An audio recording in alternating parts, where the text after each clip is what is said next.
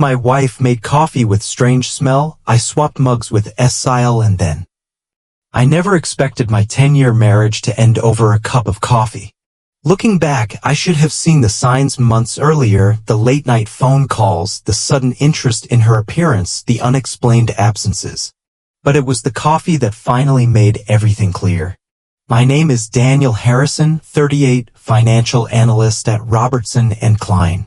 In my profession, I've learned to notice discrepancies, to question when numbers don't add up. But I missed the discrepancies in my own home until that Sunday morning in April when my wife made me coffee. Rebecca and I met in graduate school. She studied chemistry while I pursued finance. We were opposites in many ways. She was spontaneous, animated, always talking with her hands. I was methodical, reserved, planning 3 moves ahead. But somehow it worked. We balanced each other. Or at least we did for the first 8 years. The morning it happened, Rebecca's sister Emily was staying with us. Emily had driven down from Seattle after her latest breakup, another in a long line of failed relationships that always seemed to end with her on our guest bed for a week, crying into our spare pillows. I didn't mind. Emily was easy to have around, and Rebecca enjoyed the company. I was reviewing quarterly reports at the dining table when Rebecca appeared carrying 2 mugs of coffee. "Thought you could use this," she said, placing one in front of me. "You've been staring at those reports for hours." The gesture itself was unusual. In 10 years of marriage, I could count on one hand the times Rebecca had made me coffee unprompted. She reserved such gestures for birthdays or when she wanted something. But there was nothing special about this Sunday, no occasion I could recall, no favor she'd mentioned needing. "Thanks," I said, looking up from my laptop. "Where's yours?" "Already had mine," she replied, though I hadn't seen her drinking any. "Emily's still asleep." I nodded and returned to my work. Rebecca lingered, watching me, an expectant look on her face. I reached for the mug, white ceramic, hand-painted with blue mountains, a souvenir from our trip to Colorado, and that's when I noticed the smell. Coffee has a distinct aroma, rich and inviting. But this smelled different. Underneath the coffee was something else, something sharp and chemical, almost like bitter almonds mixed with something medicinal. I paused with the mug halfway to my lips. "New beans?" I asked casually. Rebecca shifted her weight from one foot to the other. "Just trying something different. A colleague recommended it." I nodded again but didn't drink. The smell bothered me, not just because it was unusual, but because it was familiar somehow. In my college chemistry courses, we'd studied various compounds and their distinctive odors. This reminded me of something from those labs, but I couldn't place it. "Going to shower before Emily gets up," Rebecca announced suddenly, turning toward the hallway. "Drink it while it's hot." I watched her leave, noting the tension in her shoulders. Then I looked back at the coffee, steam still rising from its surface. Something felt wrong. I couldn't explain it, call it intuition or paranoia, but I set the mug down untouched. 20 minutes later, Emily wandered into the dining room, hair tousled from sleep, wearing the Northwestern University sweatshirt she'd had since her undergraduate days. Morning, she yawned, dropping into the chair across from me. "Is there coffee?" "Rebecca made some," I said, gesturing to my still full mug. "I haven't touched it yet. Got caught up in work. You can have this one if you want. I'll make more." Emily reached for the mug gratefully. It was a simple offer, innocent enough, sharing coffee with my sister-in-law. I had no reason to stop her. But as she lifted it toward her lips, something made me speak. "Actually," I said suddenly, "let me make you a fresh cup.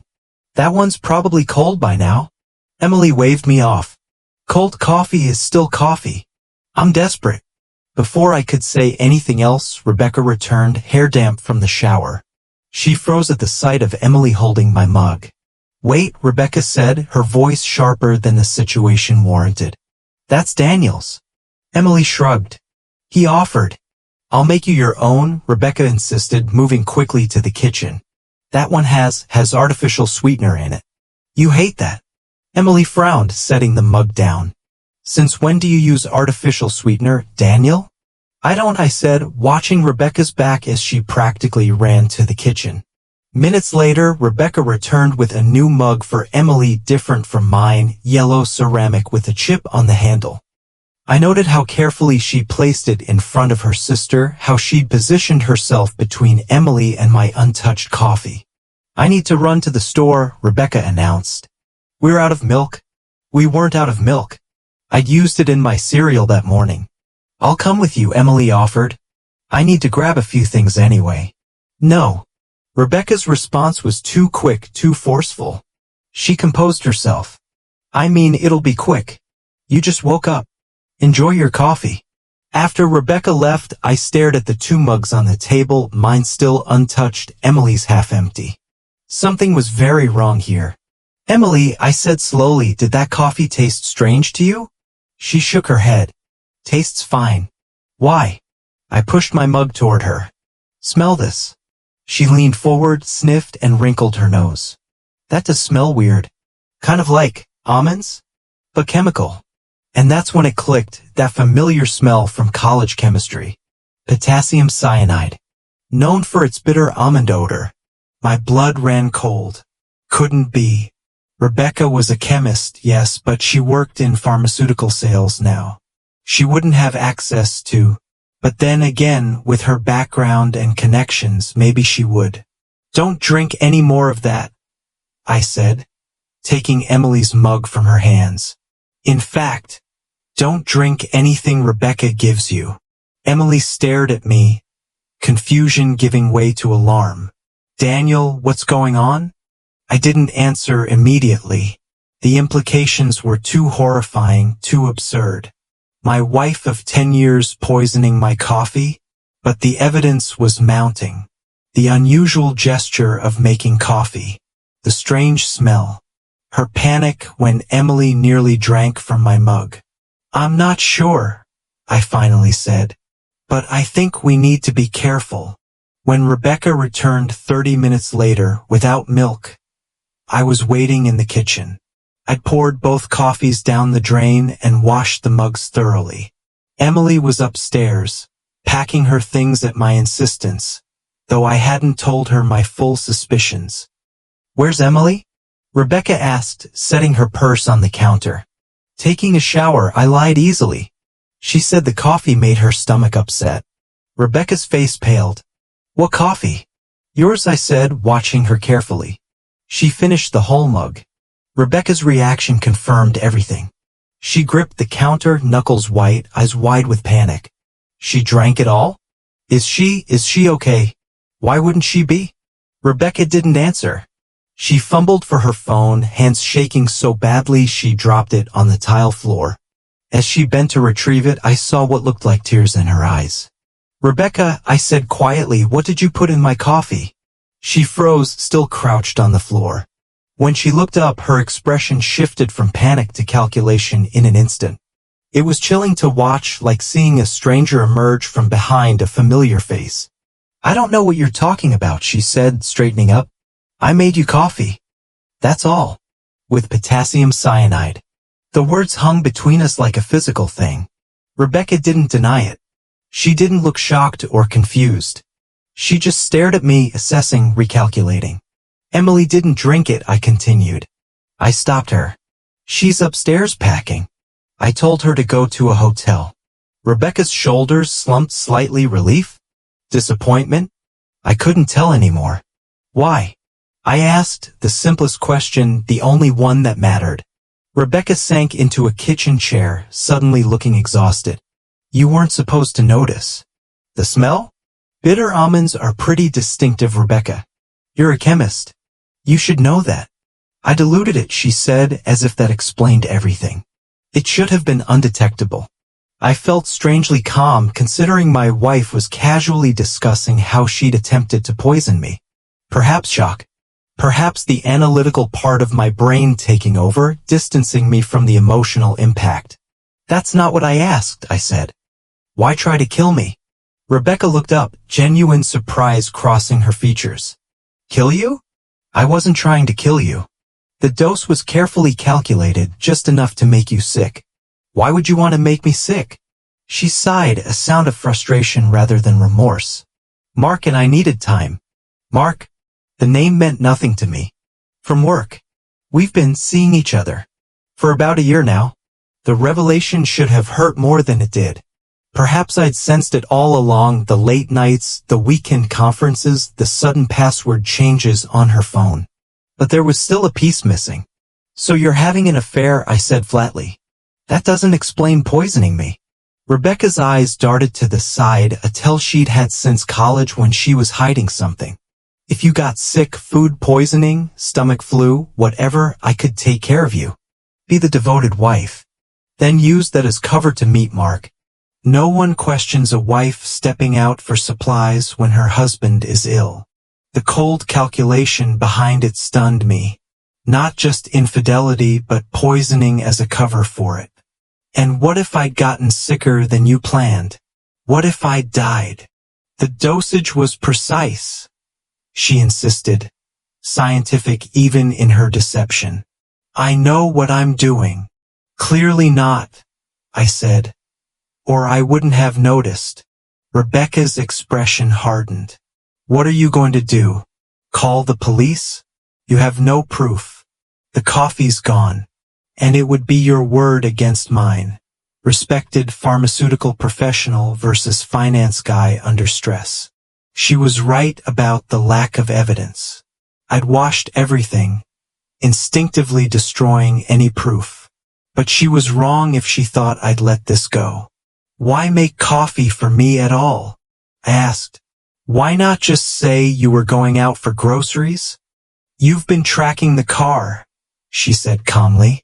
"The GPS on my phone too. You think I didn't notice?"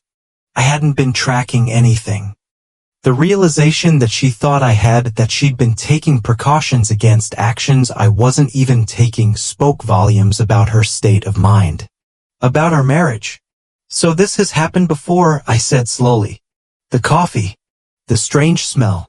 Rebecca didn't confirm or deny, but her silence was answer enough. "How many times?" She looked away. "3. Today would have been the 4th. For attempts to poison me. For deliberate decisions to put something in my drink that would make me ill. The woman I'd shared a bed with for 10 years had been slowly poisoning me to facilitate her affair. "I want you out of the house," I said quietly. "Tonight. Take whatever you need for a few days. I'll have my lawyer contact you about the rest. Daniel, if you're not gone by the time Emily and I get back, I'll call the police. I might not have evidence about the poison, but Emily heard you admit to the affair. And I'm fairly certain when investigators start looking into your workplace, they'll find missing chemicals." Rebecca's expression turned cold. "You have no idea what you're doing." "No," I agreed. "But I'm certain about what I'm not doing, staying married to someone who poisoned me." I left her sitting at the kitchen table and drove Emily to a hotel, explaining only that Rebecca and I were having serious problems and needed space. Emily, to her credit, didn't press for details. She hugged me tightly in the hotel lobby. "Whatever's happening," she said, "you know I'm here for you, right? Not just as Rebecca's sister, but as your friend." I managed a tight smile. "I know. Thanks." When I returned home 3 hours later, Rebecca's car was gone. So were her clothes, her laptop, and strangely, most of the photographs of us from the living room shelves. It was as if she were erasing herself or erasing us. I changed the locks that night. The next morning, I called in sick to work. Legitimately this time, as I hadn't slept at all, and made an appointment with a lawyer. Then I did something I should have done months ago. I started looking more closely at our finances. What I found shocked me more than the poisoned coffee. Our joint savings account, which had held nearly $340,000 for a down payment on a vacation home, now contained just under $50,000. Transfers had been made systematically over the past 8 months. Small enough not to trigger any immediate alerts, but large enough to have drained most of our savings. All transferred to an account I didn't recognize. My next call was to our investment broker. 2 of our larger mutual funds had been liquidated 3 months ago, supposedly on my authorization. Nearly $180,000 gone. I spent the next 6 hours freezing accounts, placing fraud alerts, and documenting everything. By evening, I had a clearer picture. Rebecca had systematically siphoned nearly $600,000 from our joint finances over the past year. And I, detail-oriented financial analyst that I was, had missed it completely. When my phone rang at 8:30 p.m., I expected it to be the lawyer returning my call. Instead, it was a number I didn't recognize. "Mr. Harrison?" a formal voice asked. "This is Detective Sawyer with the Seattle Police Department. I'm calling about your sister-in-law, Emily Winters." My stomach dropped. "Is she okay?" "She's been admitted to Northwest Hospital. She asked us to contact you." "What happened?" There was a brief pause. "She appears to have consumed something that caused a severe reaction. The doctors are still running tests, but they're treating it as potential poisoning." The world seemed to tilt. "I'm on my way." The drive to Seattle was a blur, 2 hours of dark highway and racing thoughts. By the time I reached the hospital, Emily had been moved from emergency to a regular room, a good sign. She was pale against the white hospital sheets and sore in her arm, but conscious. "They pumped my stomach," she said weakly when I entered. "Not the most fun I've had on a Sunday night." I took her hand. "What happened?" "I ordered room service at the hotel. Just a sandwich and some tea. About an hour later, I couldn't stop throwing up. The hotel called an ambulance." She squeezed my hand. "Daniel, the police are saying it might have been deliberate. That someone might have tampered with my food." I closed my eyes, the pieces falling into place. It was Rebecca. Emily's eyes widened. "What?" "No. Why would she? The coffee yesterday morning. It wasn't meant for you. It was meant for me. And when you nearly drank it," she panicked. I took a deep breath. "Emily, Rebecca's been poisoning me. Small doses, making me sick. When you left the hotel today, she must have." "But why would she poison either of us?" I explained everything, the affair, the missing money, the elaborate scheme Rebecca had concocted. Emily listened in horror. "The doctors found traces of something in my system," she said when I finished. "They're still running tests, but they said it was some kind of compound that can cause nausea, vomiting, even heart palpitations in higher doses." "Did you tell the police?" Emily nodded. "They took samples from the room service tray. They're investigating." I stayed with Emily until she fell asleep, then spoke with the detective in the hallway, sharing what I knew about Rebecca's chemistry background and her recent behavior. By the time I checked into a nearby hotel, it was past 2 a.m. The next morning, I woke to 3 voicemails from unknown numbers. The first was from Detective Sawyer asking me to call him back urgently. The second was from my office, wondering why I hadn't called in or shown up for an important client meeting. The third made my blood run cold. "Daniel, it's Mark Linden, Rebecca's colleague. Look, I don't know what she told you about us, but things have gotten out of hand. She showed up at my apartment last night with a suitcase, talking about starting over together. When I told her I couldn't just leave my wife and kids, she threatened me.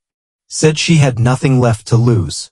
I'm worried she might do something dangerous. Call me back." I called Detective Sawyer first. He answered on the second ring. "Mr. Harrison, we've been trying to reach you. We have a warrant out for your wife's arrest based on the evidence from your sister-in-law's case and your statement. But we haven't been able to locate her. Have you tried Mark Linden's apartment?" I asked and explained the voicemail. "We'll send someone there immediately," Sawyer said. "In the meantime, we'd advise you to stay somewhere secure. If your wife is indeed responsible for poisoning both you and your sister-in-law, she may be unstable." I assured him I would stay at the hotel, then called Mark Linden back. No answer. Next, I called my office to explain my absence, family emergency, I said vaguely, and finally checked on Emily, who was being discharged that afternoon. By evening, Emily was resting in my hotel room and I was pacing, waiting for news from Detective Sawyer. When he finally called, his voice was grave. "We've located your wife, Mr. Harrison." Something in his tone made me sit down. "Where?" "Mark Linden's apartment. I'm afraid there's been an incident." The incident, as Sawyer clinically described it, was that Rebecca had broken into Mark's apartment while he was at work. When he returned home for lunch, she confronted him with a syringe, presumably containing the same compound she'd used on me and Emily. In the ensuing struggle, Mark had managed to call 911, but Rebecca had injected herself with the syringe's contents. By the time police arrived, she was in cardiac arrest. The paramedics couldn't revive her. Rebecca was dead. The news should have devastated me. 10 years of marriage ended not with divorce papers but with a body in a stranger's apartment. Yet all I felt was a strange numbness, as if I were analyzing someone else's tragedy. The investigation continued for weeks. Police found Rebecca's notebook in her car, detailing her poisoning attempts, precise dosages, observed effects, scheduled increases. She'd been systematically testing how much of the compound I could tolerate without becoming seriously ill or noticing its presence. They also found the money. Not all of it, but most, $475,000 in an account under a false name associated with a passport that had never been used. Rebecca had been planning to leave the country, apparently with Mark, though his shocked reaction to police questioning suggested he'd had no idea about the money or her exit strategy. Emily stayed with me through it all, the police interviews, the funeral arrangements, the quiet scandal at both our workplaces. She postponed her return to Seattle indefinitely, sleeping on my couch, making sure I ate regular meals, fielding concerned calls from friends and relatives. One night, about a month after everything happened, we were sitting on the back porch. Emily had made coffee, real coffee with no strange smells, and we were talking about normal things. A movie she wanted to see, a client issue I was handling, her plans to look for work in the area rather than return to Seattle. "Why do you think she did it?" Emily asked suddenly. "Not the affair or the money. I understand desperation and greed. But the poisoning? Why not just leave?" I'd asked myself the same question countless times.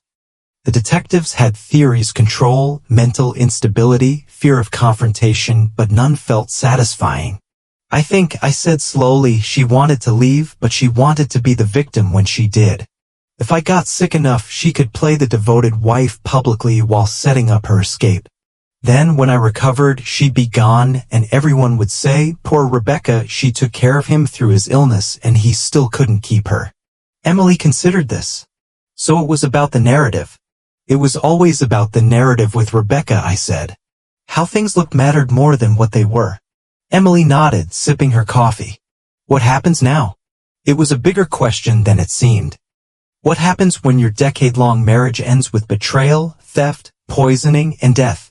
When the person you shared a bed with turns out to be a stranger capable of calculating how much poison you can tolerate? When your entire history together becomes questionable? "I don't know," I admitted. "Keep moving forward, I guess. One day at a time." Emily reached across the space between our chairs and took my hand. "You don't have to do it alone."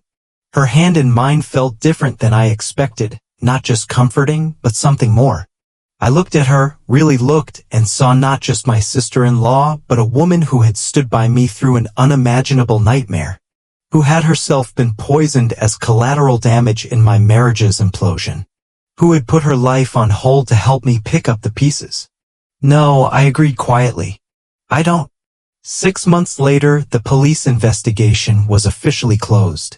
Rebecca's death was ruled a suicide. Most of our money was recovered.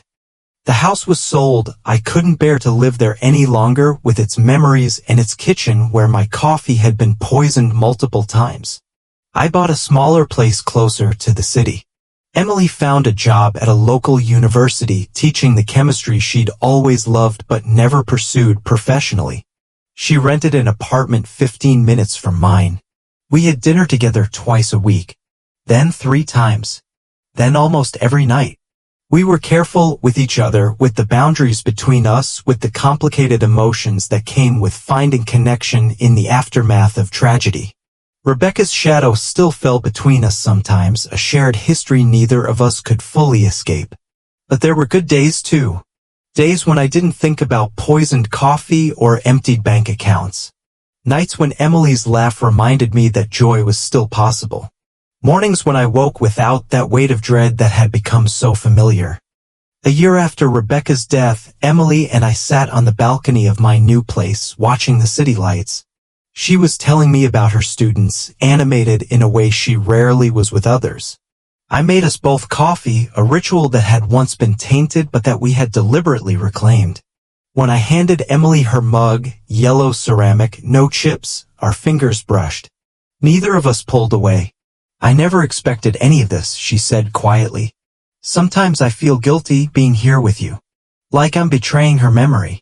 Rebecca betrayed us both, I said, the words no longer carrying the sting they once had. We're not doing this because of what happened. We're doing it despite what happened. Emily nodded, understanding what I meant about this, the undefined thing growing between us, cautious and tender.